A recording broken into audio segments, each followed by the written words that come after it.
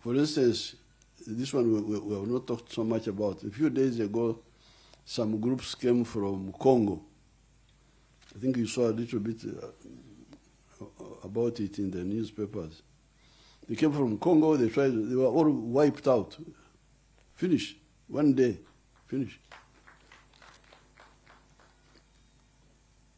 You pick a gun in Uganda, you are dead if you are not on the side of the government.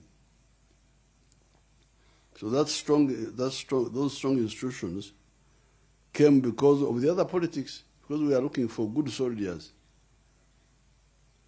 Whatever your religion, whatever your tribe, if you are a good soldier, you are welcome.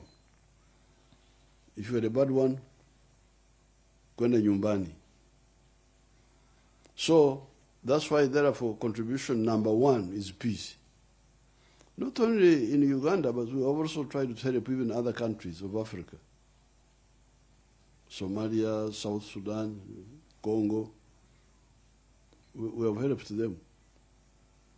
So one reason we were able to create peace was because of the clear politics, which enabled us to create a national party, which has been winning on the first round, always winning. Even with the cheating of the opposition. Opposition cheats so much, but we still win with the... Excellency, I don't know how that one is possible. It is possible. It is possible. If you want, I can tell you that later. Okay, Your Excellency. You remind me at the end. Thank you so much. Now, then secondly, because of the good politics, we have been able to build strong national institutions. The army, the police, the prisons, the intelligence services. Because we don't look at your tribe, we look at whether you are a good soldier or a bad one.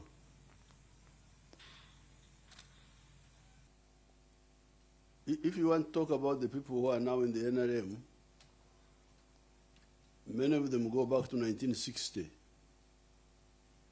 So it is 65 years. But in the manifesto, we concentrated on the last 40 years, 1986 to now. And our contributions, which are also our plans, because they are still in either continuing or in progress. Number one is ability to bring peace. And the reason we bring peace is because of, first of all, the good politics, because part of the problem, like in 1962, there was no party which could get 50%. This is history. You can go and check. Why?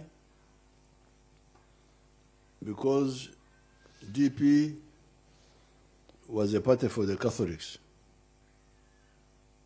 UPC was a party for Protestants. Kawakayeka was a party for Baganda Protestants, not all Baganda. So if you go along those lines, nobody can even get 40%, forget about 50%.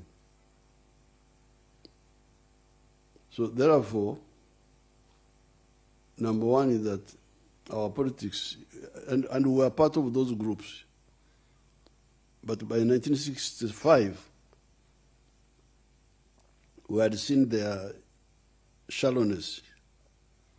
That's how we started what we were calling study groups in the universities and secondary schools, and eventually formed what is now NRM, which, as the speaker said here, was based on interests.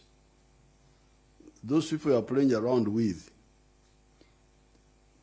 the Catholics, the Protestants, the Muslims, the Bateso, the Baganda, the Banyankore, the ones you are playing around with because of your bankruptcy, because you have nothing useful to say. Do you know that they have got needs, all of them? Sir, Excellency, or Honorable, or whatever you call yourself. Do you know that all those people have hunger?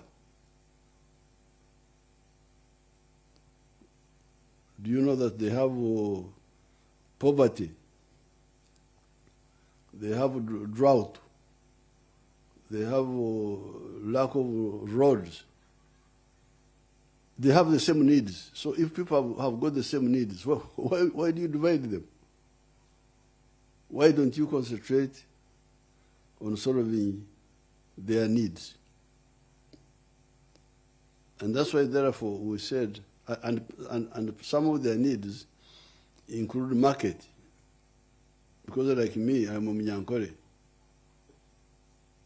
I produce cow, I have milk, I have beef, I have bananas. But the Banyankore don't buy my bananas. And they don't buy my beef. They don't buy my milk. Why? Because they have the same. They have the same, I have the same. When I'm moving here in the town, I see a lot of amenvu, ripe bananas. It is plenty here, Your Excellency. I don't know where they are coming from. Where are those bananas coming from? Those amenvu. They must be coming. I don't think because when I go around, I don't see banana plantations. Most of it comes from Bala, Your Excellency. The Bugisi region. So that means that the Bateso,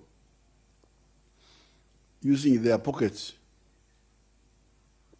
are the ones supporting those Bagisu economically. Now, if you are a leader, you don't have eyes to see that, then you should go on the dung heap of history. You know dung heap?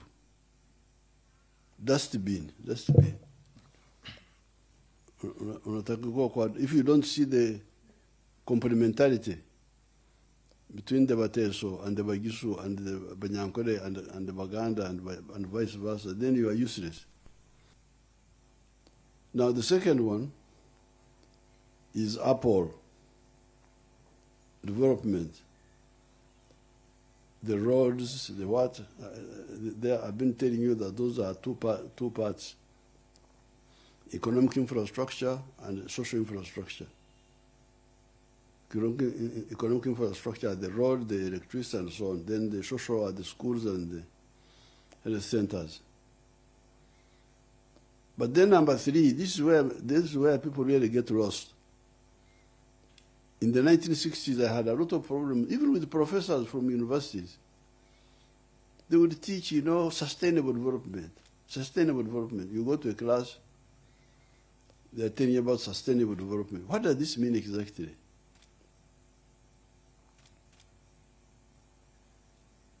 I don't have time to, how we used to argue with those people.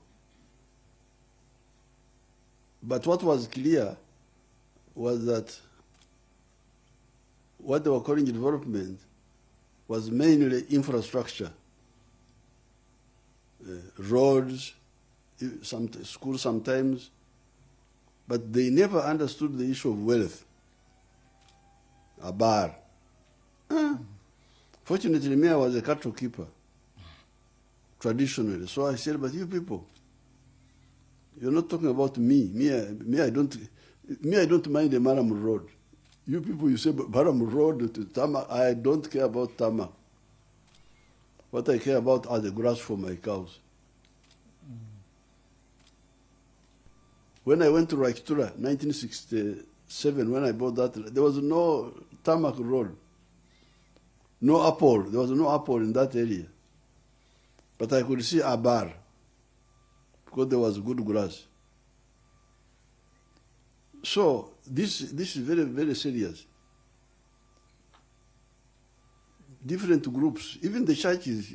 I had a problem with I would have been a bishop if I had not gone to do some other work. Because I was very active in the Scripture Union. But I had a problem with the Morocco. They were not understanding the issue of wealth. Oh, we are, look at the birds, we are like the birds, look at the birds of the air. They neither sow nor harvest, but God feeds them. But you are not birds of the air. You are created on Saturday.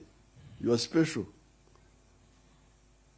You cannot be like birds of the air to be fed by, to just eat what other people have planted. So you could see confusion, very dangerous confusion among the political leaders. Even the church is not clear, just, especially those Morocco, I had a problem with them in the 60s. Because they were saying, here on earth, we are visitors. Our permanent home is in heaven. Amos Kauta died when he was 97. What sort of visitor for 97 years? You are here visiting. And you are not working. 97 years, it's very dangerous. So, this issue of Abar being clear that please, don't mix Abar with Apor. Apor can be there, but you still remain with Ichan. Kampala is the best. Where are the ghettos? The ghettos are in Kampala. These children who have nothing there in the slums. But Kampala is full of tarmac roads. Some are down, some are up. Roads passing on one another. They are called what? Flyovers or whatever. Flyovers. Then you find poor people there. So, on my videos, I've been showing you this man from Karamoja, the one of the fruits. Abim, very far. You people here in Bukedea, Kumi, you are on the Tarmac Road. The other man is very far. But he's richer now than some of your people here. The man, my man from Abim, the one of fruits and so on, the orange. So Abar, everybody must understand the importance of Abar. But even for Apple to continue, we must have more Abar.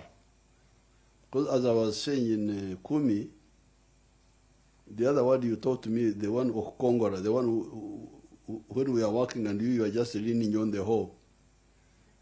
Ekalany. What, that one there? But they gave you a long one at Akalanyanut.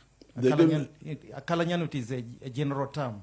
But an individual who is lazy is a kalany. Ekalany. But you see, the other one has got cheating. We are working, you are not working.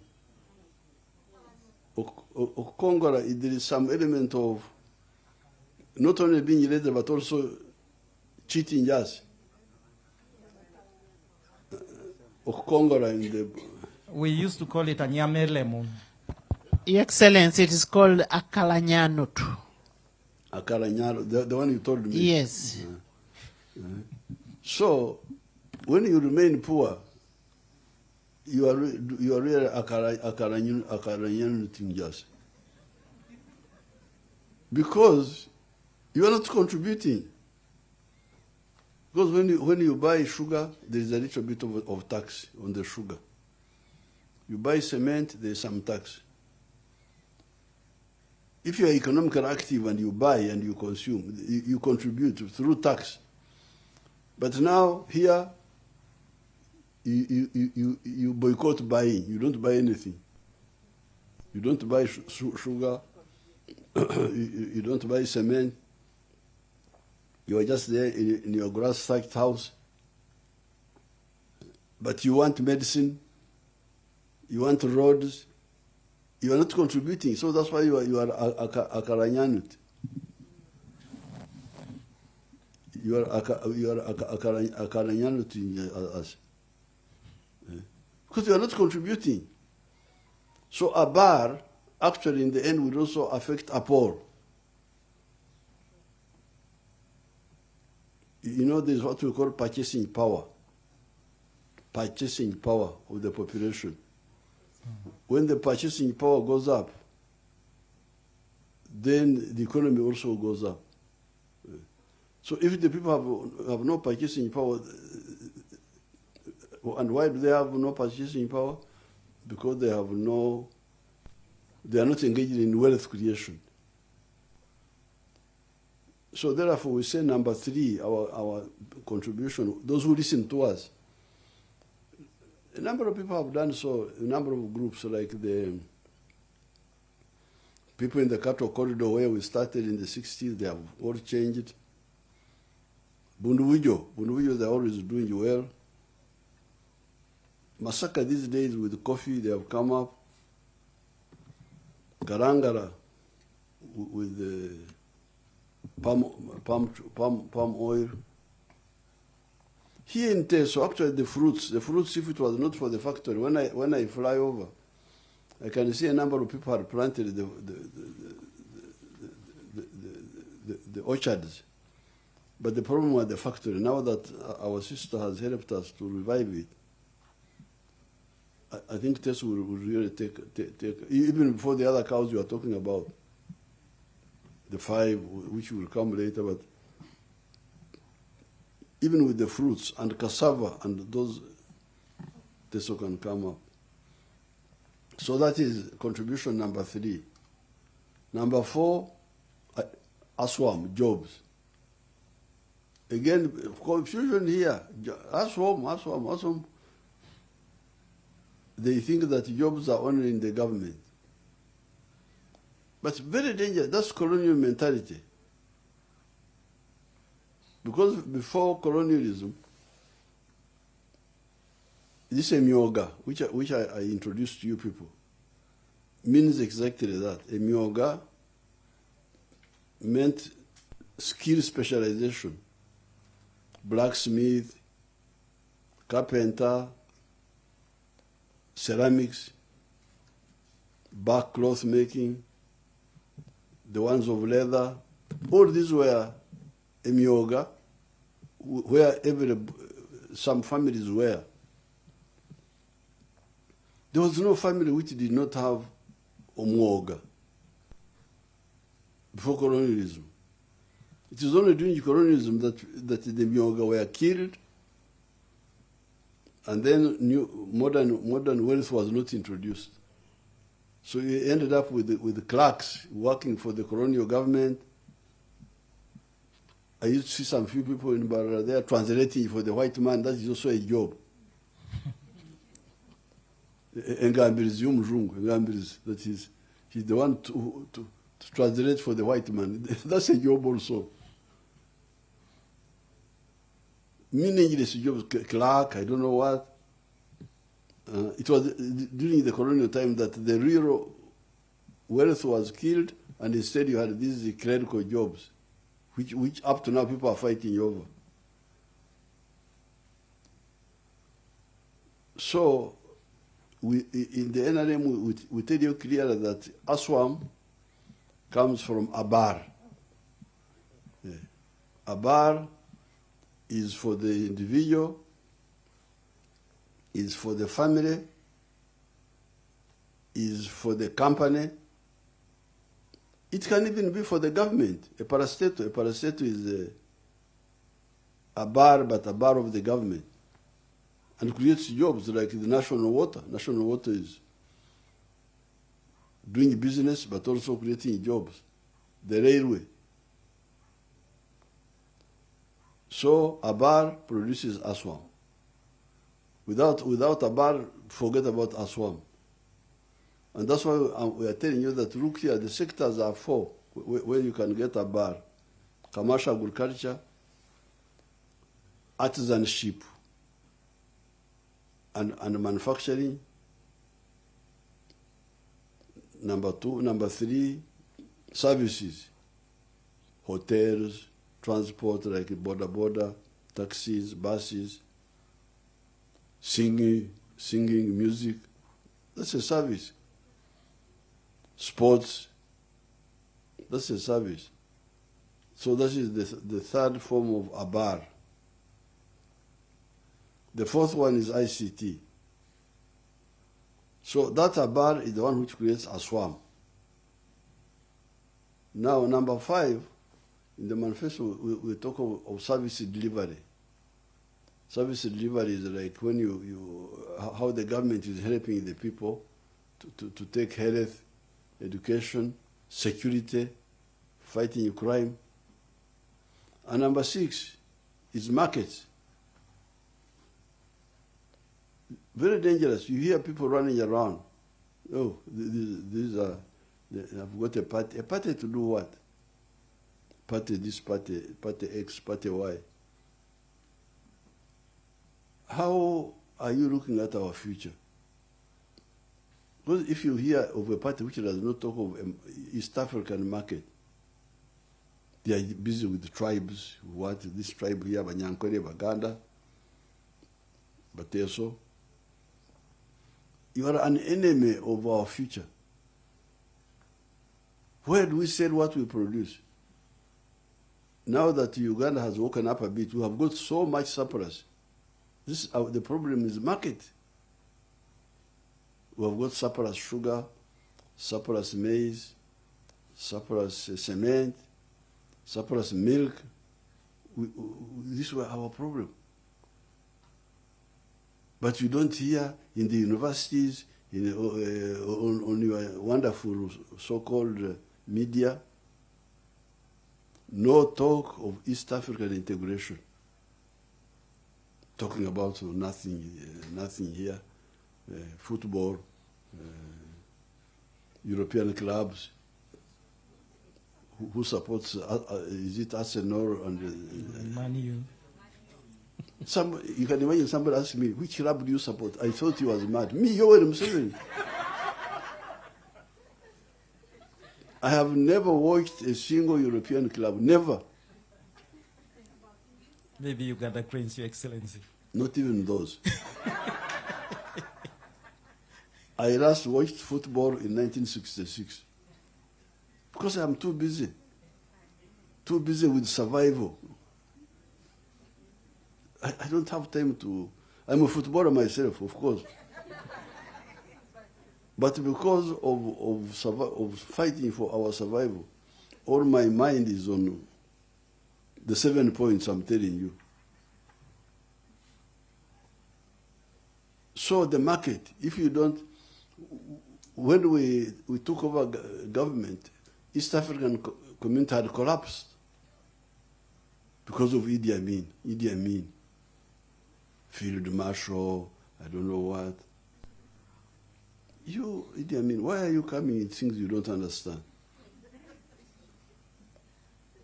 Amin was with us. He was with us. We used to meet in the Uganda club and so on.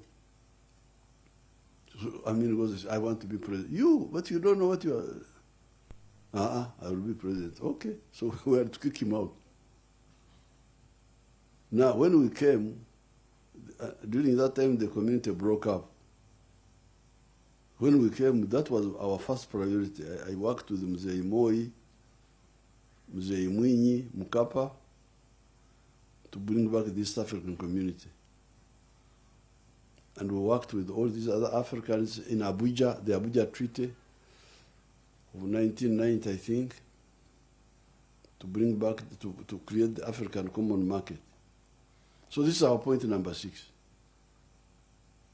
Because there's no way Uganda will survive without the market of Africa.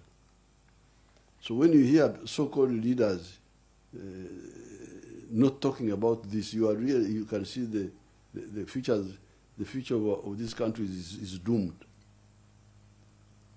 What are you for if you don't see that? You look at the fruit factory here. How much is the consumption inside here, Uganda? I don't think it's enough. Even now I hear that mangoes are going unprocessed to South Sudan, to Kenya, to even now. We need the regional market. Mrs. Zenawi, how she came to know about Soroti fruit factory. She had gone to South Sudan and saw in the shop Teju, my juice, which I put there. I'm the one who gave it that name, Teju. They said, wanted to say fruit factory. I said, no. call it Teso juice, Teju. Wow. Thank you for the good name. So, Mrs. Zenawi, in South Sudan, where is this juice coming from? So, I don't know what they told her. But when she came, she asked me, I was really surprised. Teju, I said, that's our juice. Would you like to go and see where it is? That's how I persuaded her to come and see, and then she agreed to help us. But you can imagine, you cannot talk of Teju without talking of the East African market. Because if it is about Teso wake up, and the Barango wake up, and all these other groups wake up and produce more fruits, where shall we sell them? The internal market is not enough. So when you have a political class, you have all these big people, all this was big one, this was doctor, professor, lordship, what? What are you loading? Or you are not telling us about our survival. Eh? You have very powerful titles, but please, our survival. Who will buy our products? It's really so annoying. It's so annoying to see people really. Africa will be like Latin America. Have you heard of Latin America? Yes, Your Excellency. Latin America is a very rich continent, much richer than the USA. But because they have got wonderful leaders like the ones of Africa here,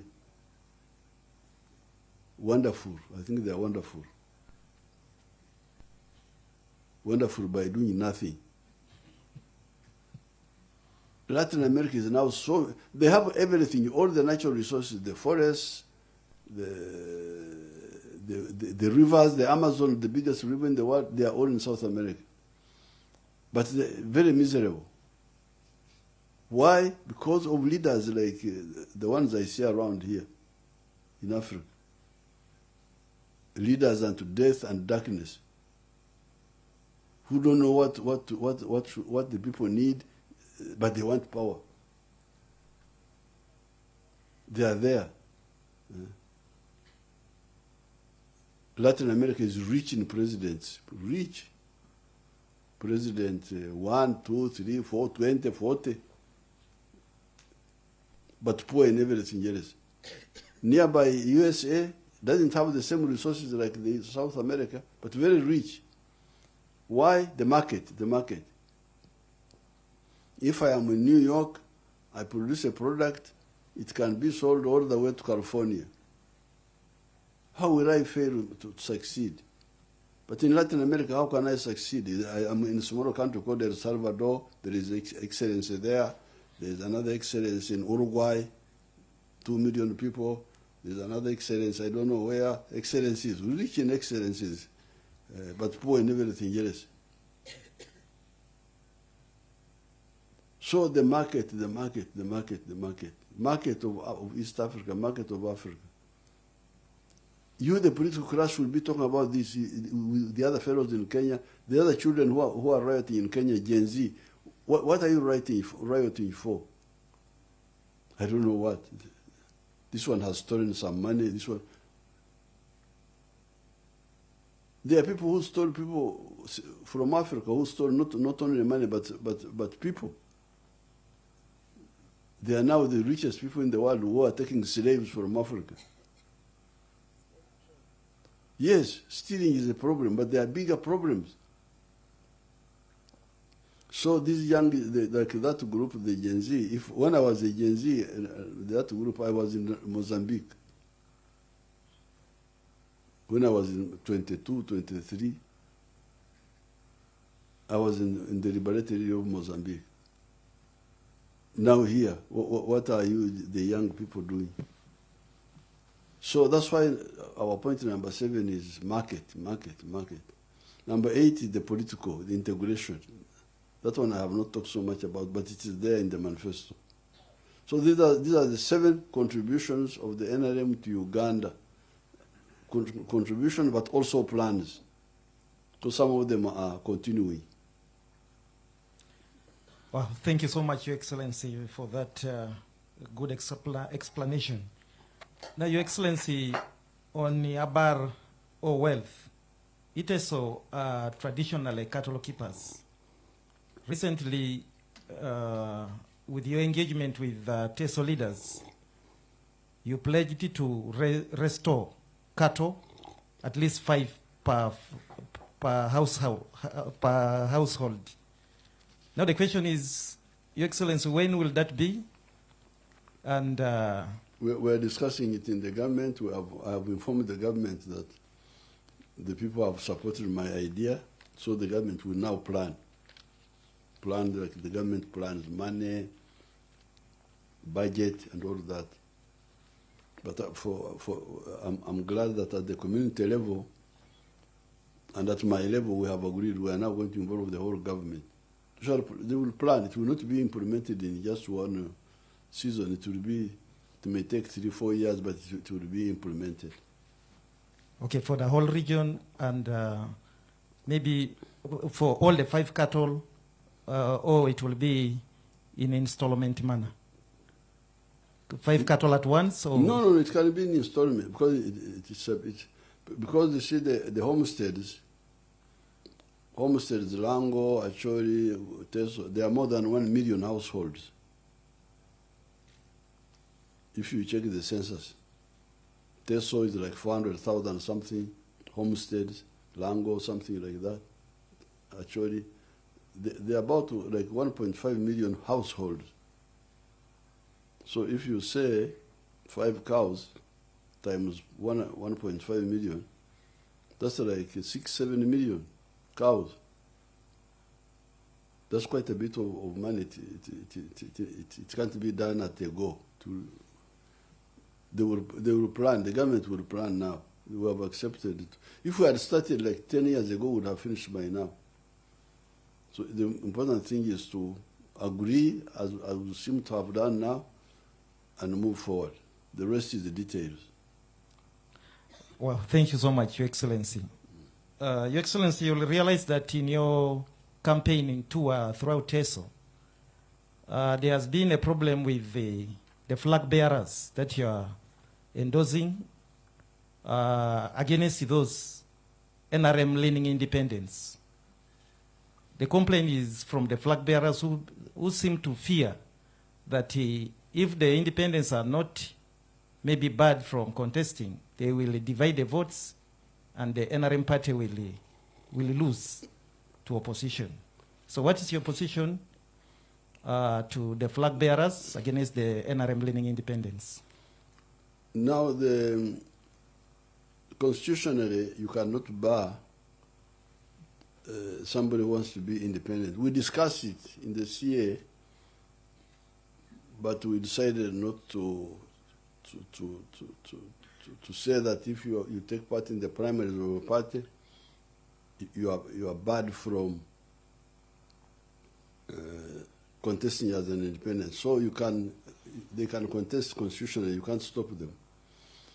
But politically, I have guided them 2 ways. Number one, if you are candidates of the NRM,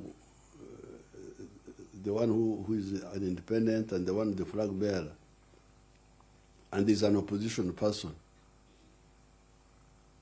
are you not contributing to the NRM losing that constituency? If you do that, remember you will be condemned forever politically. We shall know that you are the one who caused us to lose. Because this is what happened in some of the areas, like in Uganda. We lost like 21 seats because of that. Even Kasese, when Dr. Kionga and another one, when they lost the constituency, it was because of that. So, politically, it is very damaging for you to be involved in that, in causing NRM to lose that constituency because of your selfishness. Not being like Solomon, how he solved the problem of those women who were fighting for the child. Solomon said, let's divide the child, cut the child into two. The one who was not the mother said, yes, yes, this is fair. And then the real mother said, let the other person take it. Take the child. And Solomon said, this is the real mother now. So why don't you be like Solomon? Like the other woman of the Solomon. Rather than NRM losing that consistency, why don't you say, because that's what I used to do myself. I had been fighting Amin for 8 years. When Amin was about to collapse, people who were doing nothing, you all gathered to share jobs. At Moshi conference, they all came, they took all the positions. They created 28 groups. Each one was given 2 seats. That's 56. Something called the National Consultative Council. I don't remember who was representing this area at that time. Trying to remember those. There were people like the Attorney General of UPC. What was his name? It was a Mteso man.